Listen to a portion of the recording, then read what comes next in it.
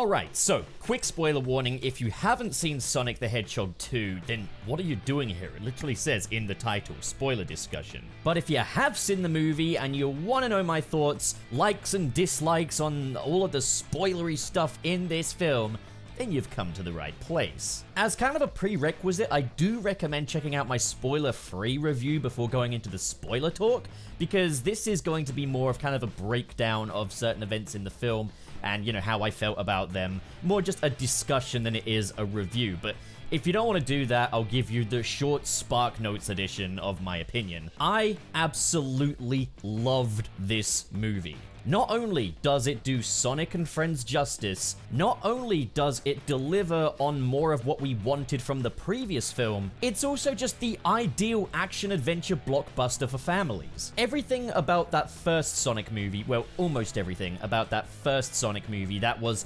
fine, that was fit for purpose, that was just purely satisfactory, has been massively upgraded in this sequel. Let's talk the cinematography, for example. The cinematography in the first film was satisfactory, it was fit for purpose, it did what it needed to do.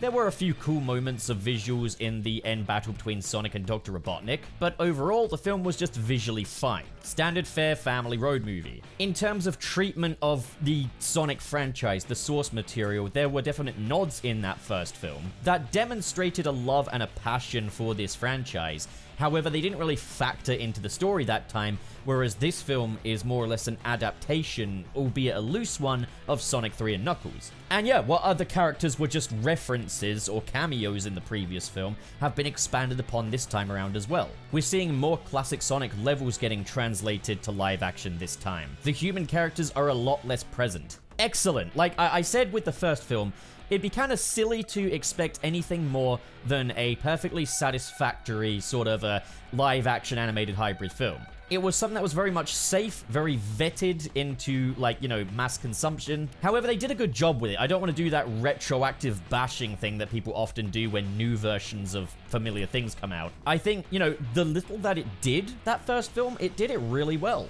This sequel completely upped the ante massively. I think the only thing in this film that didn't see a massive jump up in quality was the soundtrack. So yeah, like I said, the score by Tom Holkenborg on Sonic 1 was very fit-for-purpose family film stuff. Which is kind of a shame because the music is actually a really big part of Sonic's identity as a franchise. From that new jack swing feel of the classics through to the rock music of the modern games. If nothing else, the source material is known for its absolutely slapping soundtracks. Yet the Sonic 1 score was just, you know, it was a perfectly fine soundtrack. Standard orchestral score stuff, a couple of melodies you could pick out, but just not much going on there. And unfortunately, the same is the case with Sonic 2.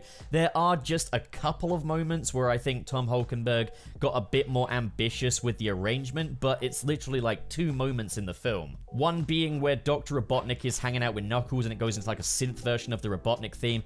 Another being when Sonic and Knuckles are fighting in the Labyrinth Zone. Okay, you know what? 3, because I really like the music that played when Sonic went super. You know what? 4, because I also like the music that played when the Death Egg robot first rocks up. Literally. You know what? Okay, so yeah, there is some improvement here, but for the most part, it is still just standard stuff. There are a few pop tracks in there as well. I'll say this, I think Kid Cudi's Stars in the Sky is a big improvement on Speed Me Up from the first film. It's incredibly catchy, it's chill, I love it. Yes, I was disappointed when I heard that Crush 40 weren't going to be a part of this film because I really love them, and I think they're a big part of Sonic's musical history, but okay, if the song is going to be as good as what Kid Cudi brought to the table, then fair enough. All I'm saying is you can have both. End credits are long. You can have both in there. That point where Robotnik rocks up in a Death Egg robot and he's playing rock music, I thought, oh, is this going to turn into a Crush 40 track? Because it sounded kind of like Jun Sano. But nah, it was a rock track. And it's like, okay, but that would have been a good place to put that. Or maybe have, you know, the Eggman theme from Sonic Adventure 2. Just, you know, something from the games in there. They're really not embracing the music of the source material. And I'm not saying that they need to have remixes and covers in there. Obviously, Tom Holkenborg is going to want to make his own musical contributions here, but they could at least have some of the style in there. But for the most part, it's just a very generic, very fit for purpose orchestral score for a children's movie. And it works, it fits, it's nothing glaring. But considering how much they up the ante on everything else, how Sonic-y this movie feels, it feels a little out of place that the soundtrack is this blech. And, you know, it's a shame because I think Tom Holkenberg's a fantastic composer. Like his score for the Snyder Cut, for example.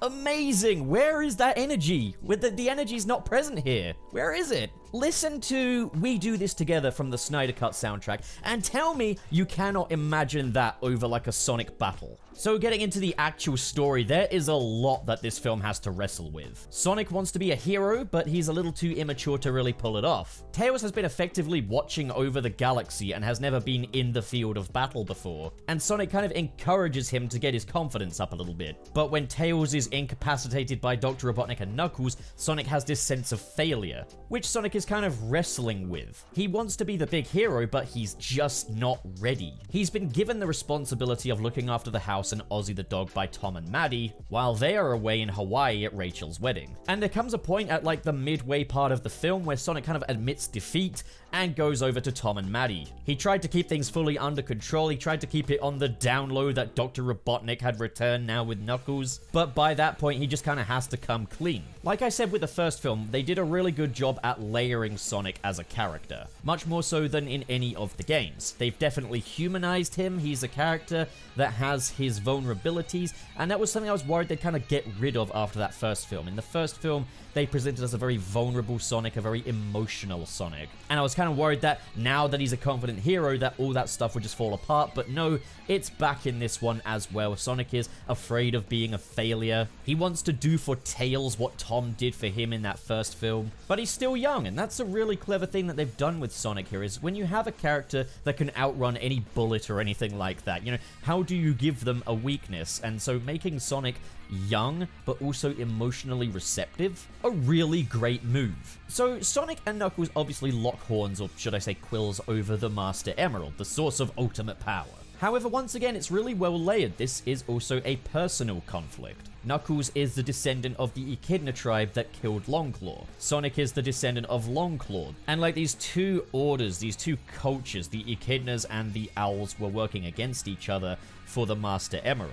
The Echidnas wanting to bring peace to the world, the Owls believing that no one should have that level of power, that the Echidnas shouldn't get to decide what peace is for the world. And like, both of these sides do have their points. And there are numerous times when locked in conflict that Sonic and Knuckles will tell each other they ruined each other's lives. There's a lot of hurting here between these two. However, Knuckles kind of abides by a warrior's code. He wants to do things the honorable way, where Sonic is a lot more emotional, and we do get to see scenes of that. For example, the scene where we actually see the phantom projection of Longclaw. A big surprise there. The dynamic between Sonic and Knuckles ends up being probably the best dynamic in the film though, because the two are not just wrestling over the source of ultimate power, they're wrestling over their respective ideologies. Not only that, but Robotnik is clearly using that history against Knuckles, using it to manipulate him into kind of leading the way to the Master Emerald so that he can double-cross Knuckles at the last minute. And when he does, we get to see Sonic and Knuckles kind of working through their differences. I especially love the moment after Sonic and Knuckles rescue each other in the labyrinth,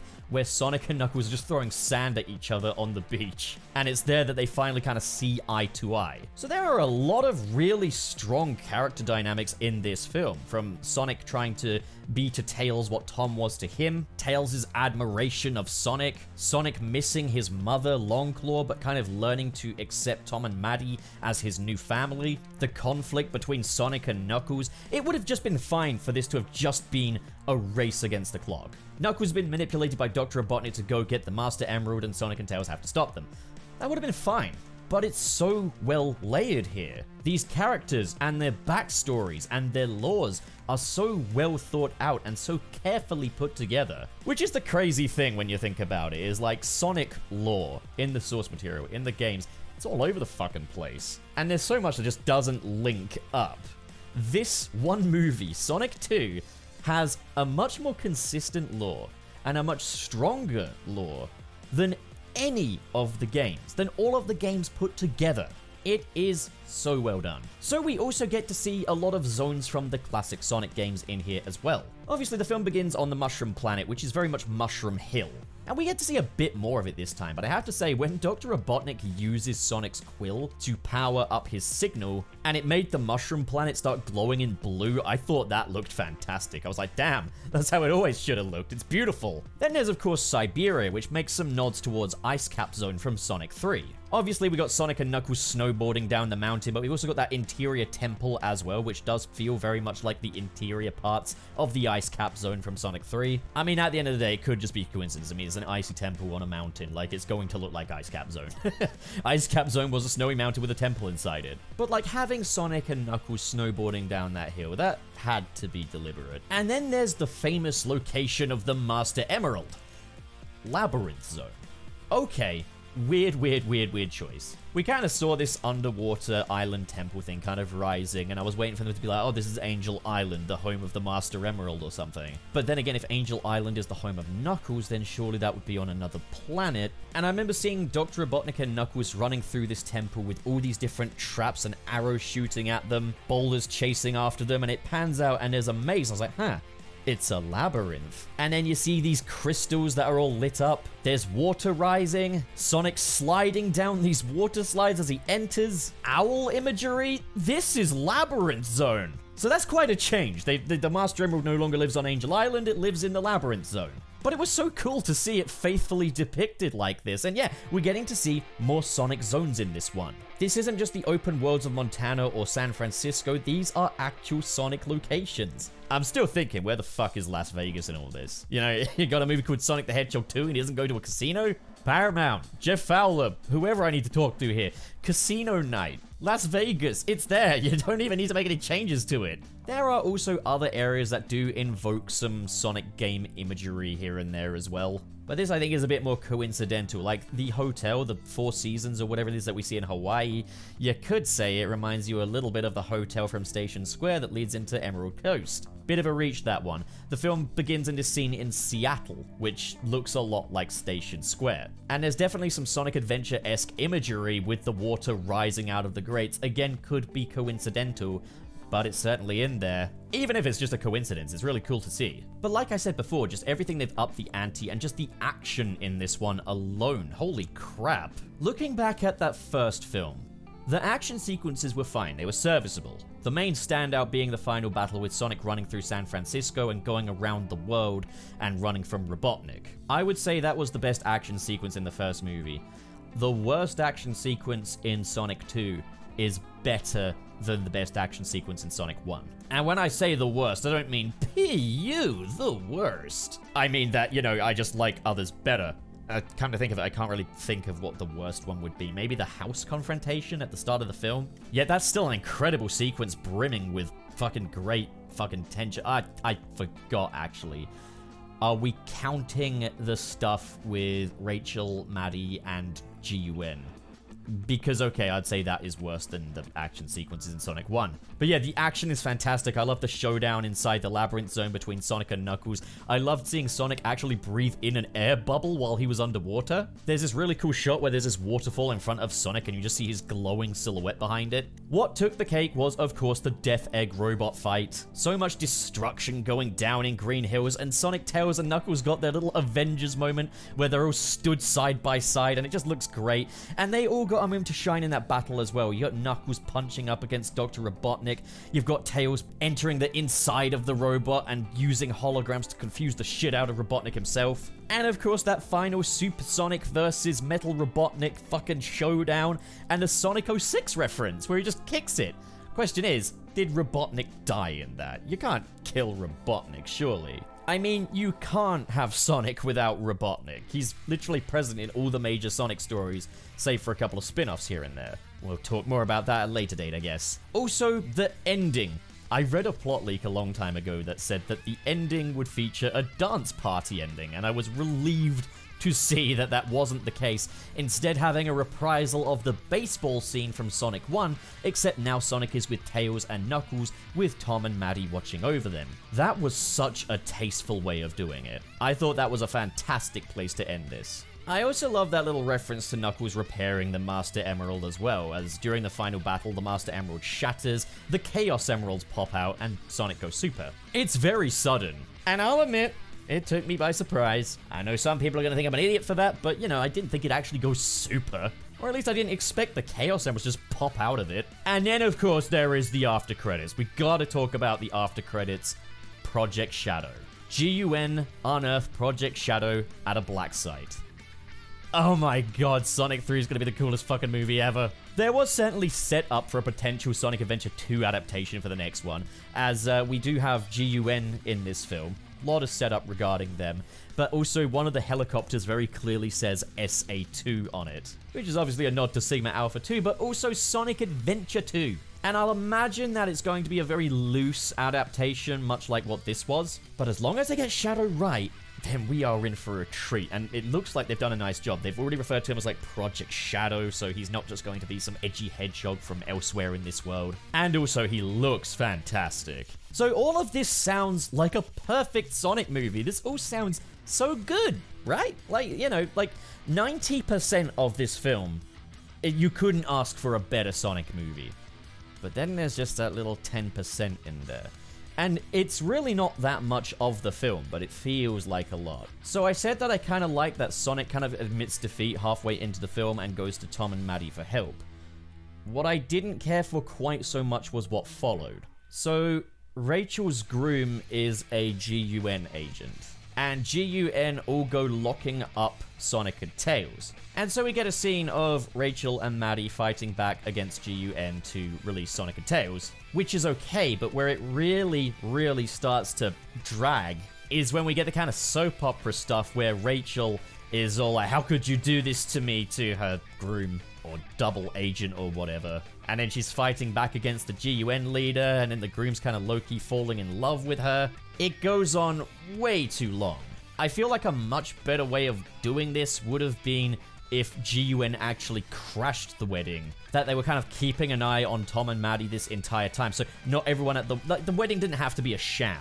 Because all that stuff about the betrayal of Rachel and such is... I don't hate all of this. Like, I actually really like the bit with the rings getting mixed up with the Sonic ring. And the awkward moment where Tom has to go get that ring. That stuff's really fun.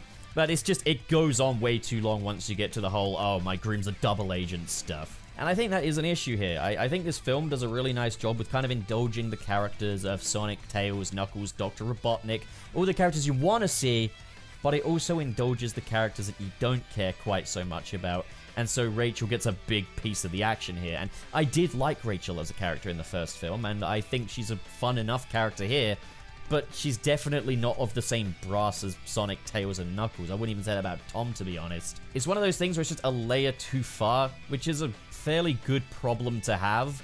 I'd rather, you know, have what we don't need than need what we don't have. But a good problem, still a problem. And it's just quite jarring as well, because, like, Sonic and Tails, Knuckles and Robotnik, they're not on screen for any of this. There's like a full 10 minutes where they're not on screen. And I was kind of just feeling like, okay, can we get back to the animals now? There is another scene in there that I guess could have been cut, but I actually want to talk about that in a bit more of a nuanced sense. The Siberia bar scene. Sonic and Tails trying to order food, Tails being betrayed by his translator, they get into a fight, and they try and resolve it with a dance battle. You could make a case and say that this scene isn't totally necessary, but I feel like it definitely builds the bond between Sonic and Tails quite well, and it's some necessary screen time for the two to just kind of sit together and breathe. It also kind of humanizes them, because we see that they do need to stop for food, they do need to sleep. And it feels like it adds a little longevity onto the adventure as well, so I think it's a good scene. You can make a case that it's unnecessary, but I do think that if you cut films down to just what's strictly necessary, it's no fun. Like, okay, I don't want to be that guy that uses the MCU as a reference point for all things bad and poor quality, because I actually love the MCU. They're some of my favorite films. But I've always said it has a pacing problem. It's way too fast. They never let things just sit to breathe. Everything's just cut down to what is necessary, and it's a very streamlined form of filmmaking, which is what makes it as mainstream as it is. Sonic 2 does a better job with its pacing than most MCU films, except for where it doesn't, which is the double agent groom stuff. So for the most part, this film is fantastic. And that's even looking past the fact that this is a video game movie and expectations are naturally lower for video game movies because they don't always get it right, and Sonic 1 ultimately could have just been a fluke. It's not that this surpassed my expectations, it is a really, really strong serving that just comes with an unwanted side dish, which isn't bad enough to ruin the entire thing, but when I watch this film again on Blu-ray, you can bet I will fast forward that scene. And that's never a good thing.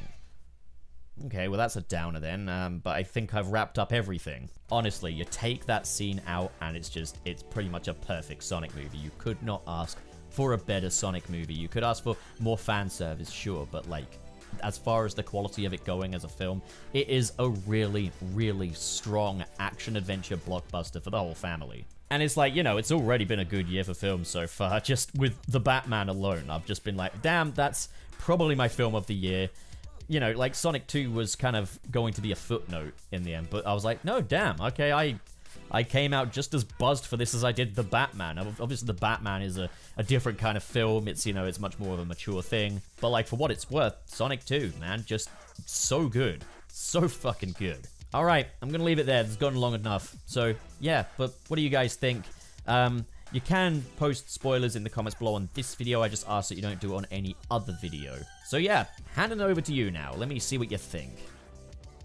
So what do you guys think? If you enjoyed this video and you want to support more like it, be sure to hit that big, beautiful subscribe button. And of course, in the description below are links to different social media feeds, including the Patreon. If you're feeling extra generous, like the following people, who are JK Strife, Marcus Ward, Sirius the Skeptic, Biotinarts, Mr. SP, David 20 Covers, Sergio, John Comey, Shodin, George is Lost, Legendary Ray Ray, Cheesemaster769, Adam Myers, and Fayalan Schwarzentraub. Thank you guys, you are the best of the best, but as for the rest of you, thank you so much for watching, guys, and have a great day.